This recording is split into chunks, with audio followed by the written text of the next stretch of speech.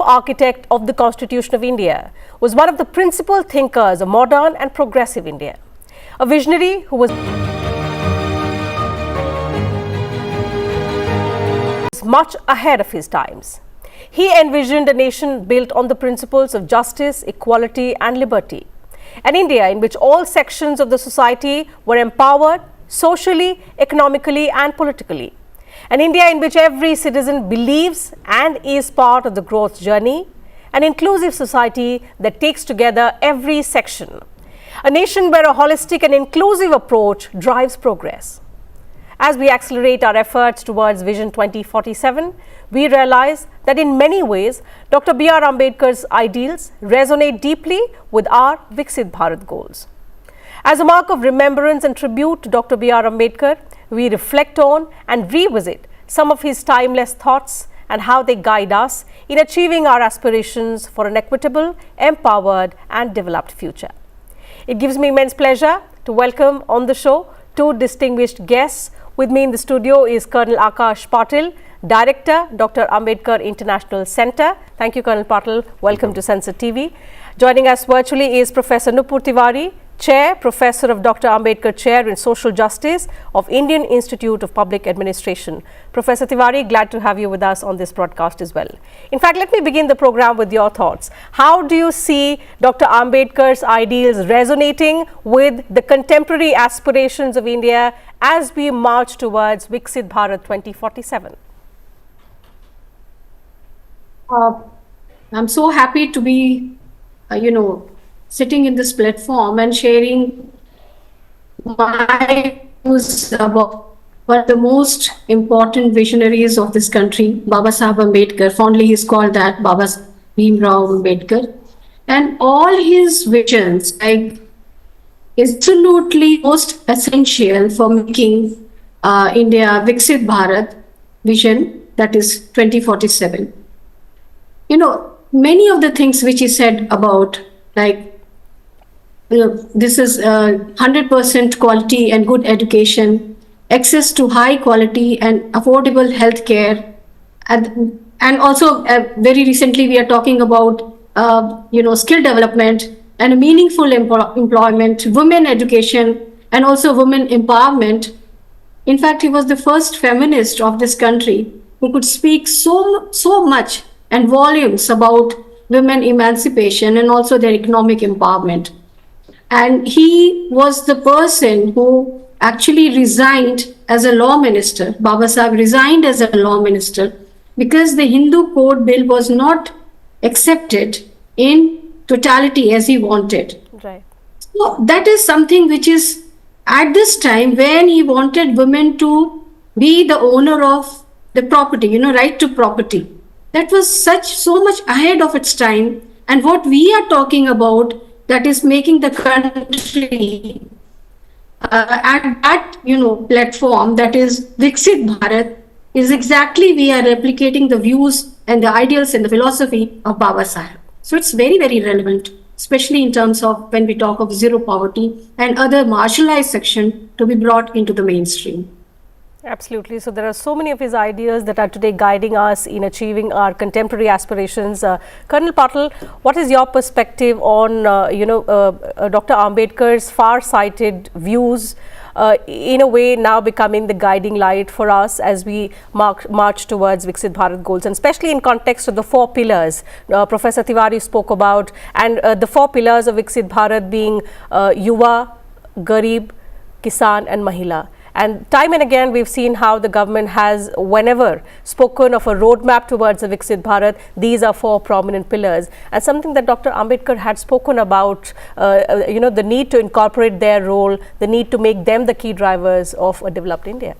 Absolutely. When we think of Dr. Ambedkar as a multifaceted personality, so what you said about Yuva, Garib, Mahila, all the ideas given by Dr. Ambedkar, they are still relevant. Now, when we are talking about Viksit Bharat, we have got almost 25 years now. Till 2047, we have to achieve that. That is the government's vision. One needs to understand why this period is so important. This period is important because we have reached up to that stage where we can actually achieve our aim. Whenever we want to achieve aim, there is a set target. Now, these Yuva, Mahila, Dr. Ambedkar had already thought about them. He was the one who gave us legal powers. Now, we are the nation who got, the women got voting rights because of him on the very first day of our independence. So, something which he had thought, the things are happening now because of the initiatives of the government, and we are at the right stage. We have got the demographic dividend. Now, it is upon us and upon the youth to follow the footsteps and take efforts towards reaching this goal. About Mahila, it has been already said, all the initiatives which he had, we are bearing the fruits now. The time is now for all these four elements which you said, the four pillars, to perform and to achieve the aim towards Viksit Bharat. If you could elaborate a little for our young viewers, it's been nearly 8 decades of our independence, but because of the policies and the approaches that he spoke about, why does Dr. Ambedkar continue to be one of the biggest icons of the youth? What did he say about the youth, which Absolutely. is helping us take India to where we want it to be? Absolutely. Now on 14th, as we celebrate the 135th anniversary of Babasaheb, and still why he is so relevant. Now you see the amount of hard work which he had taken to complete his education. In spite of facing so much discrimination in his youth days, during his school times, he has achieved something which is remarkable, a PhD from most renowned universities from outside, getting himself qualified and coming back. Not only coming back, again he faced the discrimination, but he did not give up. What I want to convey, the message for the youth is very loud and clear. We need to focus our efforts towards development of this nation. Yes, you may go outside, get yourself educated, but then what comes is nation first. You have to come back and contribute in our growth. And that is happening. As we see, the percentage of students is marginally, they are focusing on our own development rather than just going outside and taking a job. Same about women, same about all the schemes which government is giving now. Now, how does technology, if you talk about technology, Dr. Ambedkar was the one who said that we should get out of these superstitions when the society has to be developed as such, as a whole of the society. He said that get educated. Education is the most powerful weapon. Now, that is what our youth and our society has to follow as on date, again to follow. That is why he is more relevant. Okay. That I feel so. Another aspect, Professor Tiwari, which I would like your views on, is education. If you could, talk to us and our viewers about the role of education in Babasaheb's vision for an empowered and developed nation, and how does the modern push now for a equitable and quality education align with Babasaheb's views? Yeah, absolutely. A firm believer in education as a tool for liberalization. Dr. Ambedkar himself pursued higher studies at very prestigious institutes like Columbia University and London School of Economics, despite very severe, adverse situation. And he emphasized on the education as a means of self and societal upliftment, which is that if you are educated, nothing can stop you. And he was a true example of that. So this emancipation, liberalization, equality, all these things which he has talked about, and one mean that he said was on the basis of education. And majorly you will see that he always used to bring women forth to come, in front, and he emphasized on women education. He was also institution builders. Number of institutions were opened and educational organizations were started to give this kind of societal upliftment to women itself and of course the youth. Another very important thing which we are talking about is culturally responsive pedagogy and various other things, that every portion of it is very important, and you will be looking into all the philosophies of Babasaheb, that how he has translated these in his writings and how he has led these kind of projections at a very high pedestal, that even the marginalized section or any kind of section which is there has full right of education, and he has been taking this as the most important tool for liberalization. And majorly, if you see his Buddhist, conversion to Buddhism, and also his philosophy of social harmony and making his ideas so relevant for all those social political changes, where he has been emphasizing on education as a very important tool of making this severe changes and eradicating this very severe discrimination which exists in the society.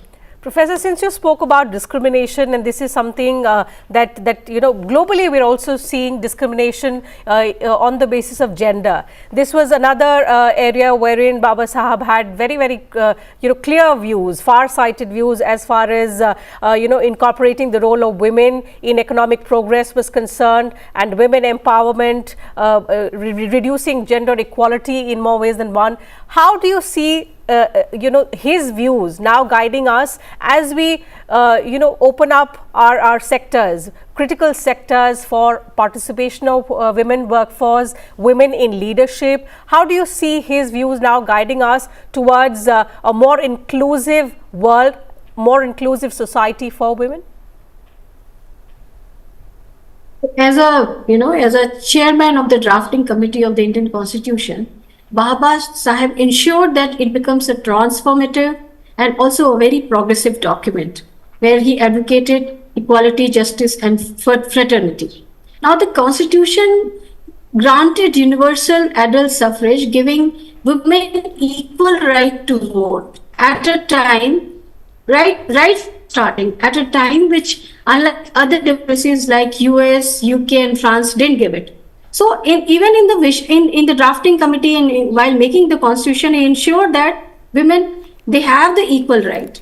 But once you even go ahead, all those platforms which are open for women, or for that matter even other marginalized sections, so this important area which he promoted was very important, and he majorly, if you see that women-led development, which we talk about now, and that has become the saga of all the development policy, that we don't have to impose our development paradigm on the women. Rather, women as a leader will decide and design their own progressive way of policy or scheme, whatever, that you do that. And once women get into the leadership role, and once they are into the decision-making part, they can do a lot about women-specific goods. So this whole concept, if you read into in the writings of Babasaheb, this women-led development in a way was already there, and which he had emphasized. So right from starting, not just as that he was a feminist, he advocated for various other things. You will see that even maternity leave, who could ever think of such things at a time when there was no question of equality? He was the person that he first actually brought even in labor laws, gender equality and maternity leave. So these were they were not just the teaching. He got all these things encoded in all the laws and rules that were made in the country for that.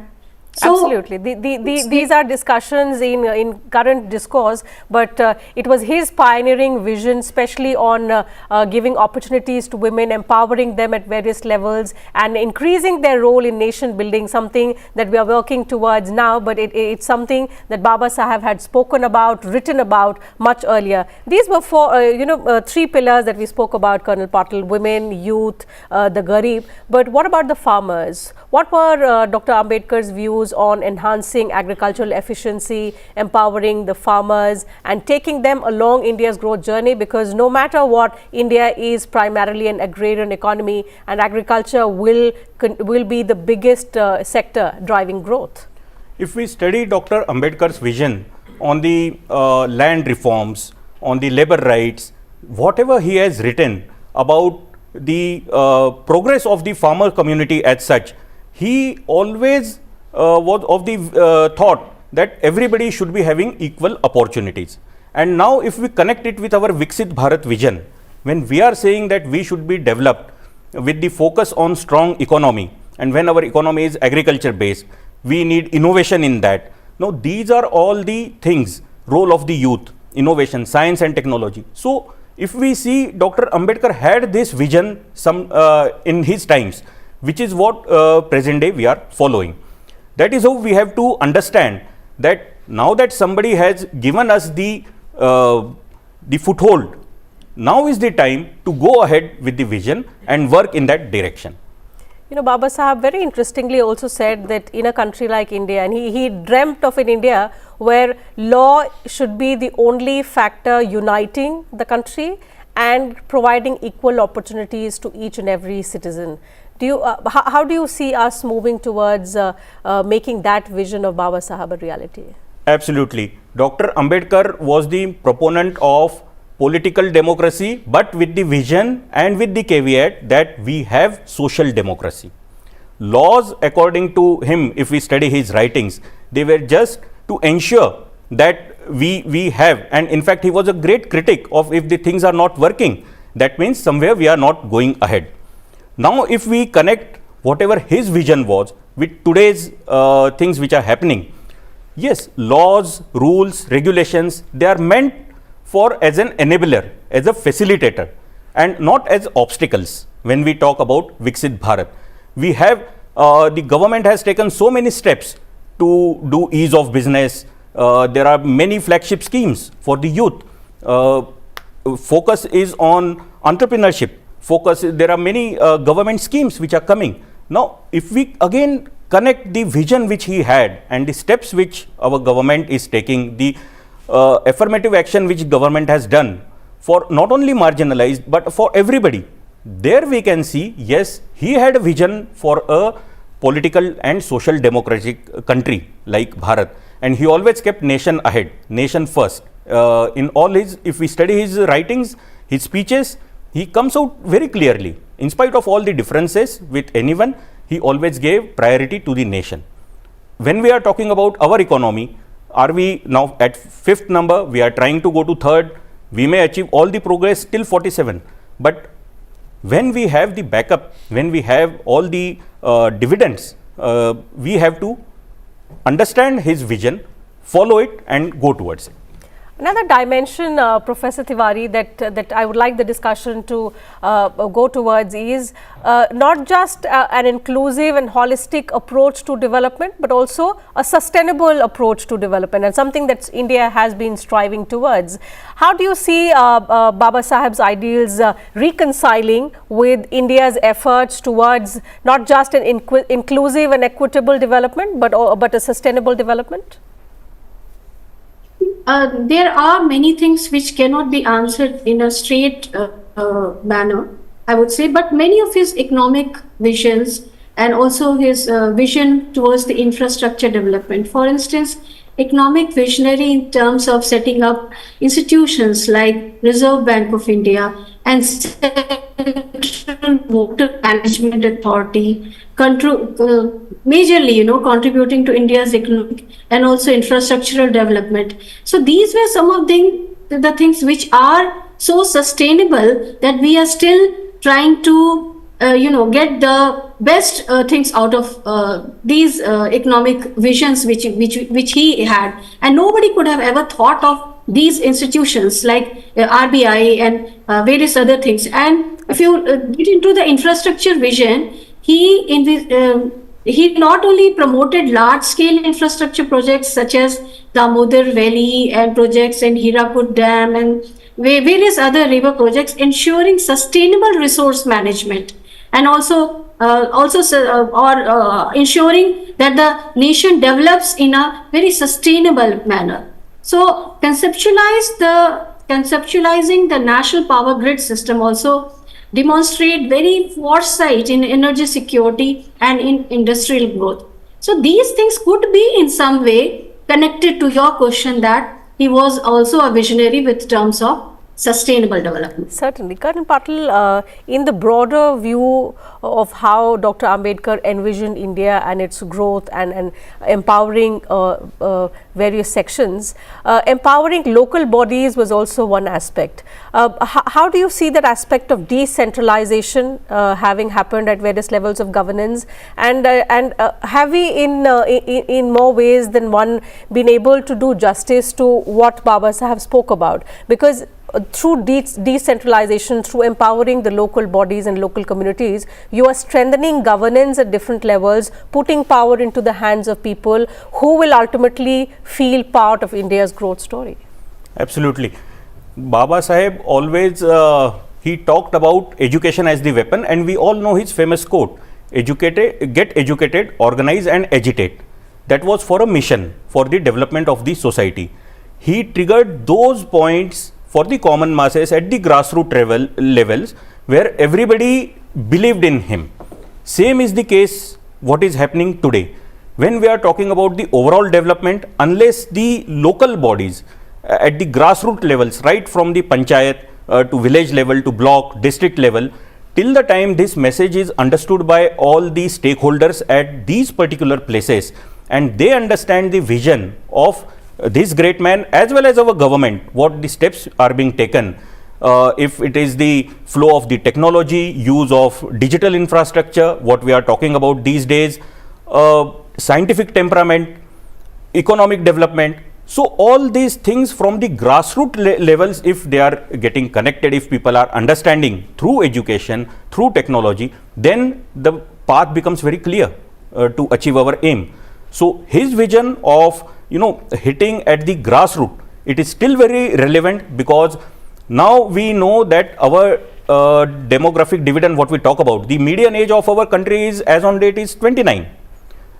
That is the biggest development, that is the biggest advantage which we have. Absolutely. So these youth people at the grassroots level, if they go, then certainly they would contribute to the overall aim.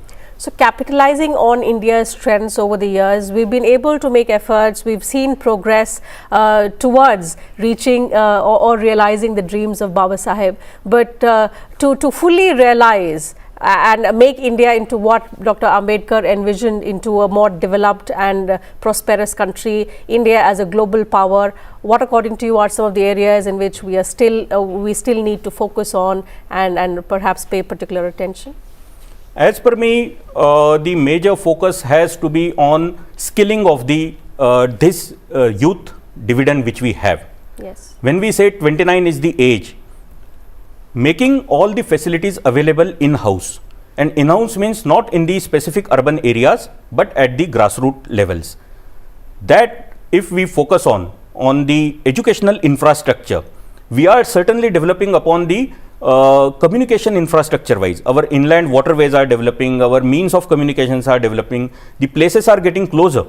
The road transport has marginally, substantially it has improved. But the youth, till date, our education system has been overhauled. If we see completely, students, they are getting the best quality material as on date. So if the infrastructure in terms of education, if we focus on that, that according to me is one sector where we need to focus. Okay. Professor Tiwari, I'll take one last comment from you about how we need to accelerate. There is no doubt tremendous progress has been made in particularly all areas of growth that we are talking about. But the fact is, to reach our goal, the Viksit Bharat goals 2047, perhaps aligning with a lot of the ideals of Babasaheb, we need to accelerate and put in more efforts to realize that vision. What are your suggestions? I would say all the things that we mentioned here, there's one thing which is very important, that is global relevance of teachings of Babasaheb. Like, teachings on labor law, gender equality and use of constitutional means to address conflict have universally accepted. And there is a universal application also. His Buddhist philosophy and emphasis on social harmony, which is making his ideals so relevant to addressing socio-political challenges that we are going through. So all the things that we said about educational empowerment, upliftment, infrastructure vision, economic vision or visionary, advocating women right, and various others like drafting constitution, equality, justice, fraternity, these things, if social reforms are also included in a way that Babasaheb wanted it, and which has been there, of course, it is reflected in the philosophies and also the schemes of the government. But majorly much emphasis has to be given on these visionaries, these mission mode way, if these things are taken into shaping the Viksit Bharat at 2047, then Dr. B.R. Ambedkar's vision and legacy would be given full justice for the shaping of Viksit Bharat and Sure. also make India fully progress. Sure. Through this discussion, we've tried to connect Babasaheb's vision with our contemporary aspirations and how we are moving forward towards realizing that one common goal of a developed future for India. So, you see the unparalleled legacy of Babasaheb Ambedkar. And thank you to you viewers for your time as well. हमारे channel